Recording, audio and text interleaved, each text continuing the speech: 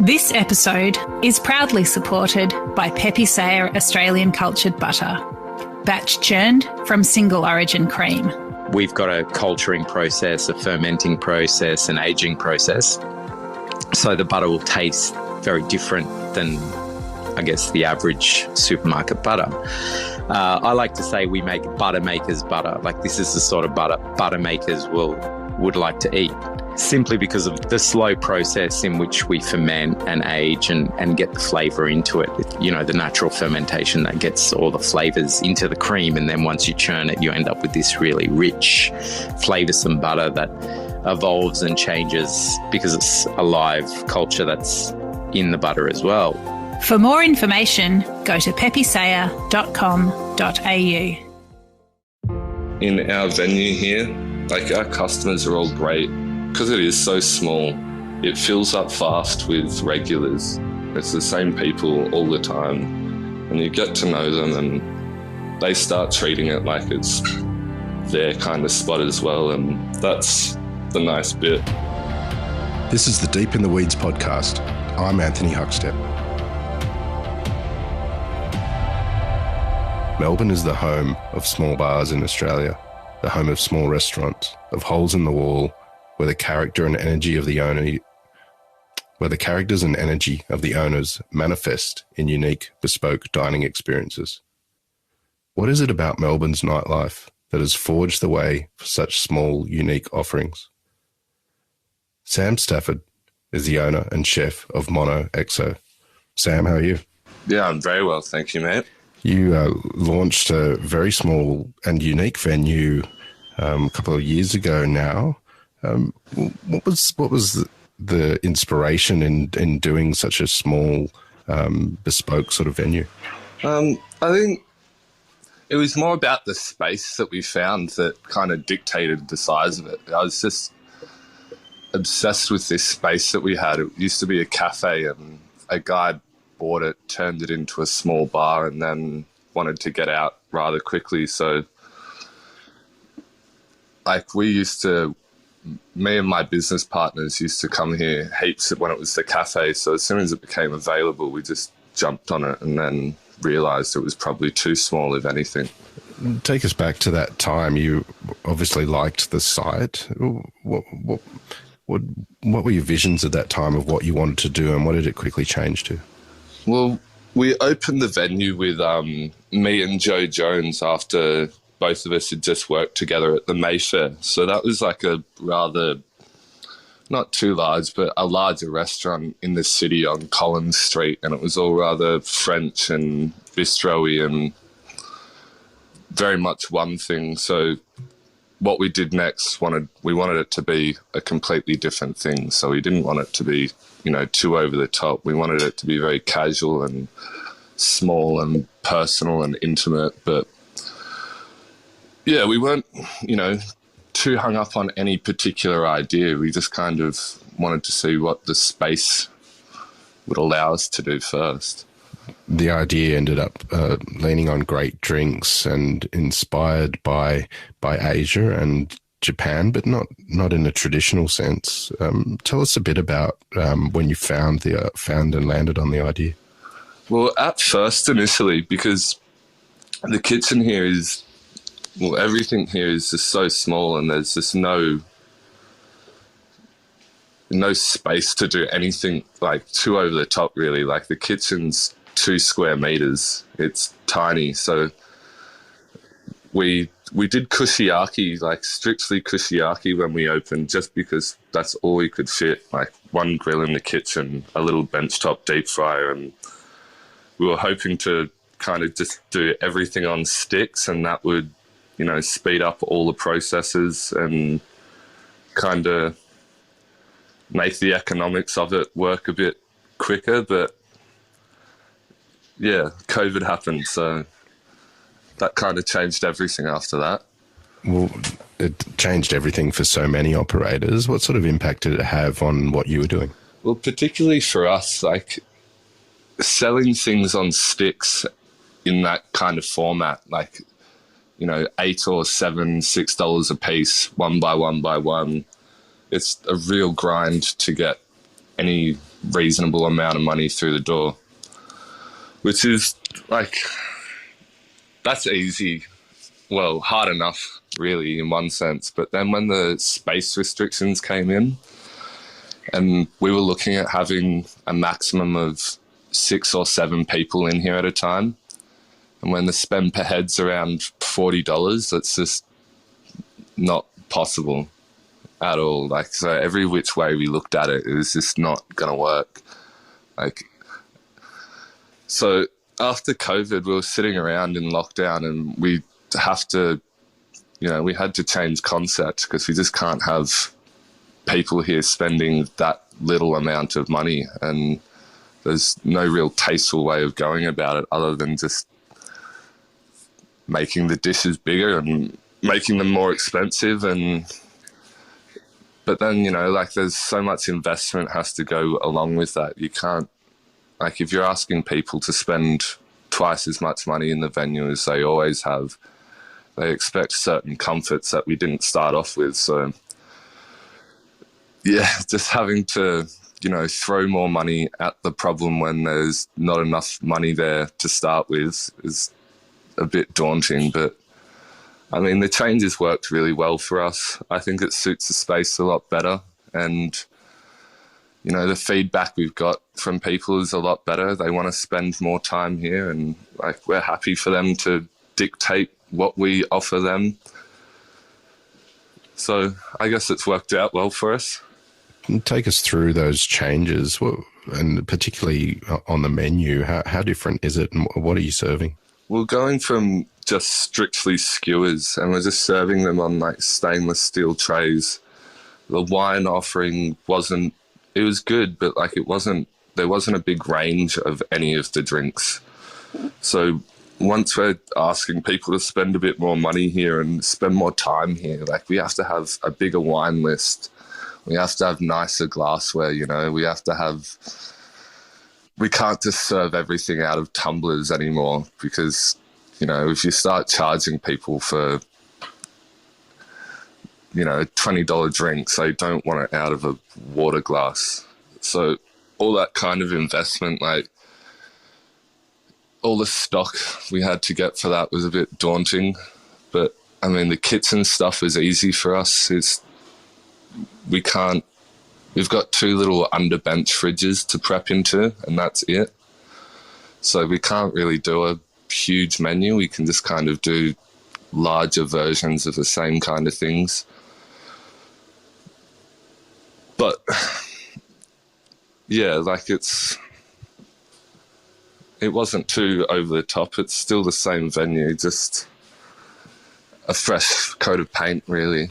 You've worked at some pretty incredible restaurants. So take us back to when you were young. When did you first get interested in food? Really, when I just started my apprenticeship, probably. Like, there was no real food culture around my family growing up. Like, I grew up in the Southern Highlands, and it's not very multicultural there. Well, especially when I grew up there. So even going out to restaurants, there was kind of like 1 or 2 just Chinese restaurants in the area and maybe one Indian restaurant.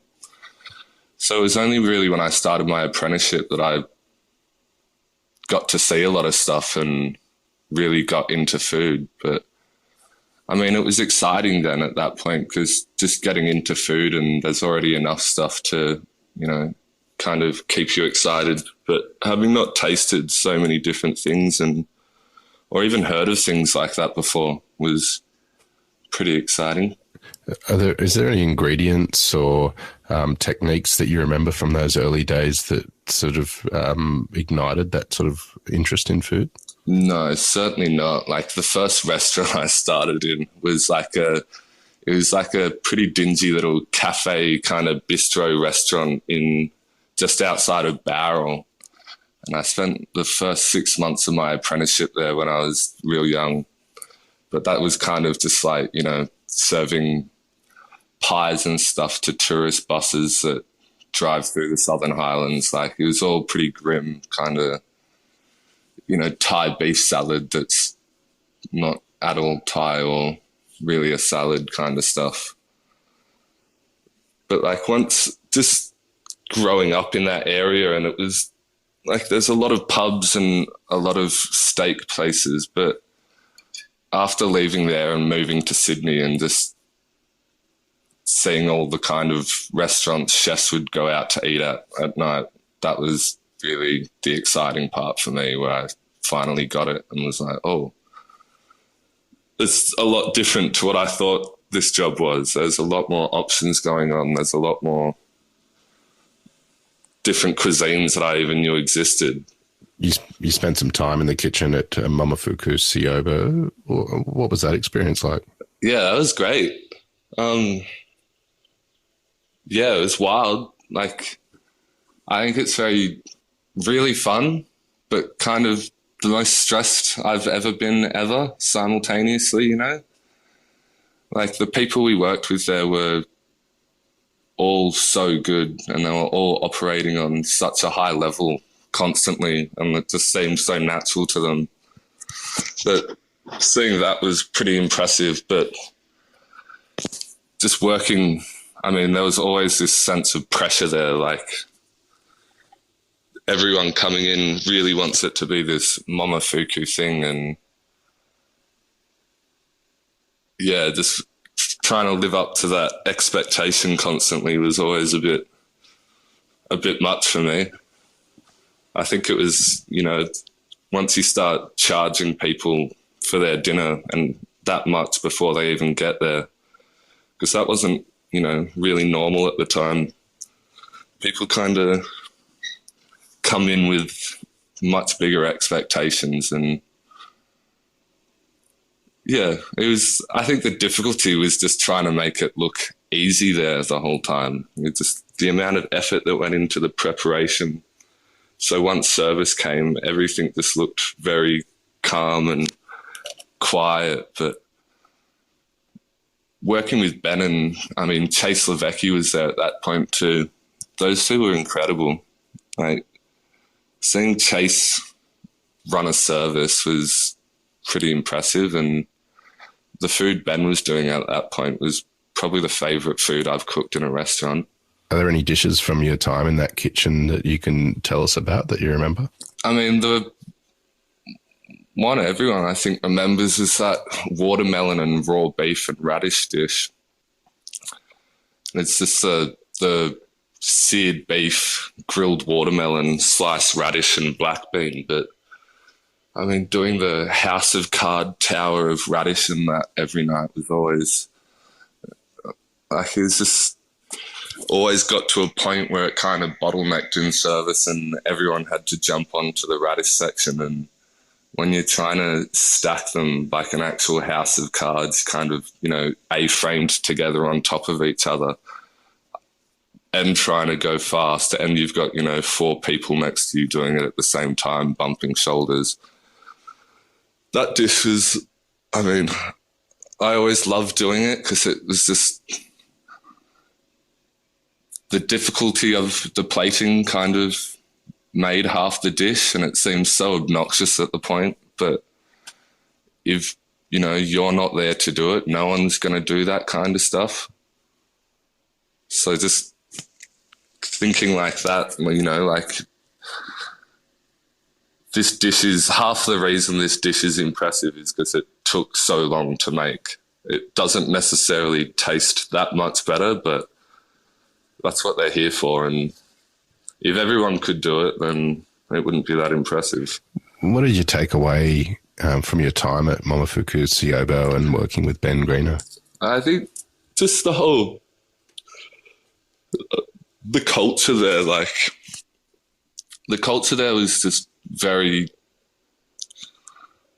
I was always very impressed by it. Like, everyone there just pushed so hard every day. Like, there wasn't any pressure on, you know, from Kylie or Ben to push that hard, but everyone came in, like, really wanted to be there, and no one ever really had to get asked to, you know, be that good, but everyone kind of pushed each other on and was motivated by each other. And there was kind of this, like, yeah, this confidence that was just ran through the whole team when you knew everyone was pushing in the same direction. And like seeing the front of house with, I think it was Kylie and Richard Hargrave and Ambrose at that point. It's like, it was kind of ridiculous looking around and just seeing how talented everyone there was. And they're still pushing every day and they're still trying to get better. And I mean, I wish I could be that relentless, you know, but it's just how good they were. You also spent time in the kitchens of Nomad and Town Mouse, which is no longer there. Well, how different were those kitchens compared to Momofuku? I mean, like, hugely different. Momofuku was kind of, to me, it always seemed like an exercise in excess. It was just like, for better or worse, it was a casino restaurant, which, I mean, I hated that. Like, going into a casino every day to work kind of sucks. But, you know, the things that can afford you to do within the restaurant is pretty ridiculous. And you're not really going to do that kind of stuff at a restaurant like Town Mouse, where it's, you know, privately owned by the people working in the restaurant. And yeah, we just don't have that kind of money to just spend on food or equipment or staff, or like, it's not like it's not better or worse. It's just very different. And like, Nomad's probably somewhere in between, where you're not catering to, you know, $280 set menu people, but you're still not wasting food, you know, like the program at Nomad was pretty impressive with, you know, the charcuterie, the cheese making, when I was there. So like, there's really zero waste in that place other than, you know, veggie scrap. And then probably less waste at a place like Town Mouse. When did you start to land on a place with your own cooking and feel confident with your own voice in food? Well, when I moved to Melbourne, I was working at Town Mouse for a year. And that was originally because Embla was going to open up, and I think they were staffing up to get people there. But Embla got pushed back for a bit longer, and I ended up being at Town Mouse for longer than I expected. And then a friend of mine let me know there was a wine bar in North Melbourne that was looking for a head chef. So I kind of started talking to the woman that owned that place and was maybe thinking about doing that for a few months until Embla came back on the cards or something like that. And, you know, that just kept getting pushed further and further. So I took a job at this wine bar in North Melbourne called Clever Polly's. It's a, you know, tiny 20-seat natural wine bar in North Melbourne. And I don't know, there wasn't really many places like that in Sydney, I think.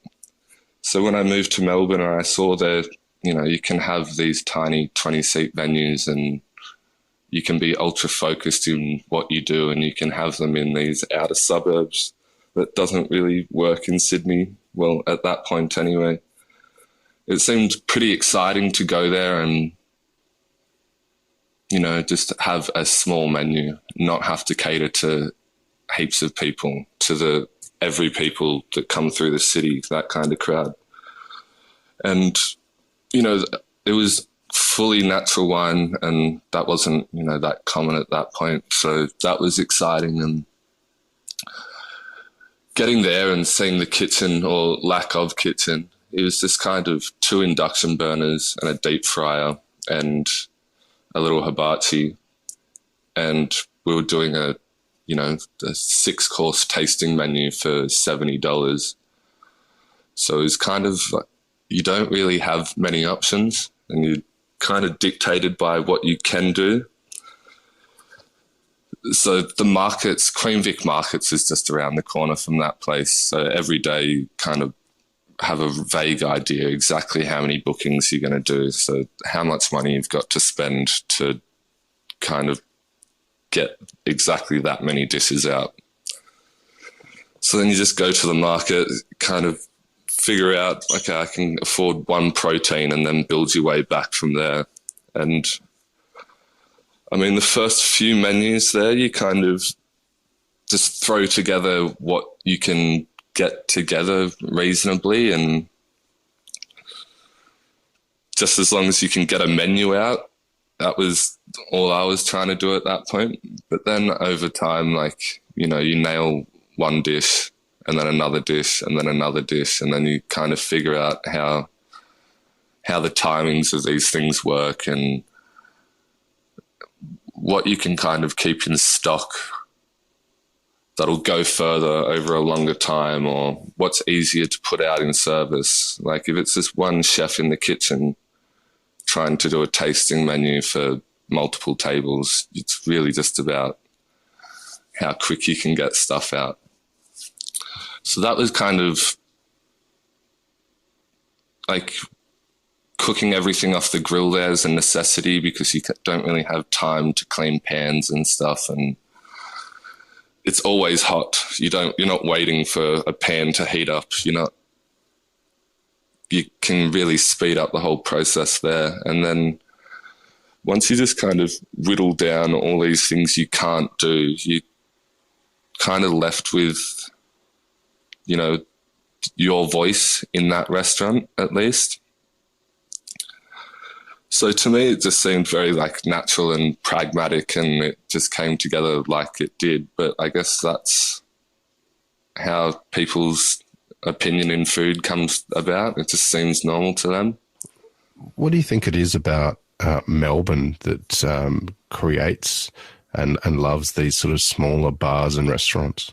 I don't know. It's very strange coming from Sydney into Melbourne and seeing that. Like, Melbourne does like these smaller venues. I don't think they necessarily care that they're in alleyways. It's just, you know, where they are. But just through, I guess that's the spaces that are available in Melbourne to small operators. And there aren't really small spaces available to people in Sydney. And if there are, they're hugely expensive, and you just can't, there's no way to afford to have people in there in a hospitality space. But I mean, Melbourne's just a bit, it's not as full on as Sydney in the city. I think it's a bit more relaxed, so you can kind of sit on the street and have a glass of wine in the afternoon. The weather doesn't get too out of control at any point, so it's always an option. There's always the parks around in Melbourne that are a short stroll away from these venues, and they make it pretty easy to hang out there as well. What surprised you about running your own venue as opposed to being the head chef of someone else's restaurant? Ooh, a lot of things. Maybe just the amount of time it takes, mainly. It really takes so much time. I mean, as much as you try to prepare for it, I work in the business 5 days a week as well. So I'm in the kitchen 5 days a week. And then outside of that, yeah, mainly just the amount of time it takes. Like running a section in the kitchen full time, you know, it takes up a lot of time. And then once you start adding the responsibilities outside of that on top of it, like chasing up invoices, chasing up suppliers, you know, just dealing with accounts, dealing with tax, you know, you start losing one more day of your week to work, or 2 more hours a night to work. And then that just keeps compounding and compounding and compounding. And you really, like, I was just shocked at how much time it takes. Like, as much as you try to systemize things and pass things off to other people to, share the load. There's just always something to do. And I mean, the weight of that responsibility is probably the most difficult thing for me. We had the business and it was smooth sailing for 6 months. And I was laughing at how easy it was. And, then a pandemic happened and you start worrying about like suppliers and like, how are they doing? Like your staff having work, like if you have work, or now you just have this huge financial burden that's sitting there dormant. So just, it can wear you down sometimes, and you can't just have a break from it because there are people depending on you. So that's, when you're a head chef, you can, go home and switch off, and it's kind of not your responsibility once you're at home. How are you feeling? Are there some positives to come out of this moving forward? Yeah, real good. Like, I think, well, for us at least, every time we have come out of a lockdown, our customers have been great. Like, our staff have been great. So we've never really stressed too much about, post-pandemic kind of people. So like we've been busy since we've reopened. There's heaps of new venues going in around us as well, which are all great. So, I mean, this summer should be good for us. Collingwood's like a fun area to be in summer. We've got like Smith and Daughters have just moved around the corner, which is, great. Having Shannon in the area. Hope Street's at one end of Smith Street, just near Bar Liberty. It's like we've got the Moon just around the corner from us as well. We've got Congress just there, Ides around the corner. Like, it's a pretty good time to be on Smith Street. So we just want to have, a year of uninterrupted trade, and then I can sit back and see how it all went. What do you love about what you do? The people. Like, especially now I get to own the venue. Like, I can spend more time with the customers rather than in the kitchen. Was strictly in the kitchen. The people we work with in hospitality are, I don't know, they're my kind of people, whoever that is. And I mean, especially in our venue here, like our customers are all great.